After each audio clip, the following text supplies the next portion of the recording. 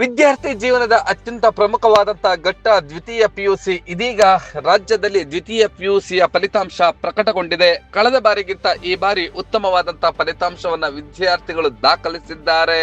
ಈ ಬಾರಿ 86% ವಿದ್ಯಾರ್ಥಿಗಳು ಉತ್ತೀರ್ಣರಾಗಿದ್ದಾರೆ. ಈ ಮೂಲಕ ಈ ಬಾರಿಯ ಪರೀಕ್ಷೆಯಲ್ಲಿ 7,10,363 ವಿದ್ಯಾರ್ಥಿಗಳು ಪರೀಕ್ಷೆಯನ್ನ ಬರೆದು ಇದರಲ್ಲಿ 6,00,000 ವಿದ್ಯಾರ್ಥಿಗಳು ತೇರ್ಗಡೆಯಾಗಿದ್ದಾರೆ. ದಾಖಲೆಯ ಮಟ್ಟದ ಏರಿಕೆ ದ್ವಿತೀಯ ಪಿಯುಸಿಯ ಪರೀಕ್ಷೆಯಲ್ಲಿ ಕಂಡು ಬಂದಿದೆ. ವಿದ್ಯಾರ್ಥಿಗಳು ಎಲ್ಲರೂ ಕೂಡ ಫುಲ್ ಖುಷಿಯಾಗಿದ್ದಾರೆ. ಈ ಬಾರಿಯ ದ್ವಿತೀಯ ಪಿಯುಸಿಯ ಪರೀಕ್ಷೆ ದಾಖಲೆಯ ಫಲಿತಾಂಶವನ್ನ ಪಡೆದುಕೊಂಡಿದೆ. 86% ವಿದ್ಯಾರ್ಥಿಗಳು ಪಾಸ್ ಆಗಿದ್ದಾರೆ.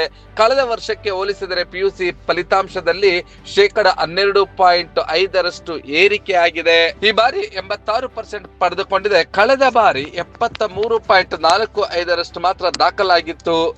ಈ ಬಾರಿಯ ಈ ಒಂದು ಫಲಿತಾಂಶ ಏರಿಕೆಗೆ ಪ್ರಮುಖ ಕಾರಣವೇ ಪಿಯುಸಿ ಪಾಸ್ಗೆ 33% ಅಂಕ ಪಡೆದಿದ್ರೆ ಸಾಕು ಪಾಸ್ ಅಂತ ಹೇಳಿ ಈ ಬಾರಿ ಈ ಒಂದು ಅಮೂಲಾಗ್ರವಾದಂತಹ ಬದಲಾವಣೆಯನ್ನ ಮಾಡಲಾಗಿತ್ತು. ಹಾಗಾಗಿಯೇ ಪಿಯುಸಿಯ ಫಲಿತಾಂಶ ಏರಿಕೆ ಆಗಿದೆ ಅಂತ ವಿಶ್ಲೇಷಿಸಲಾಗುತ್ತಿದೆ.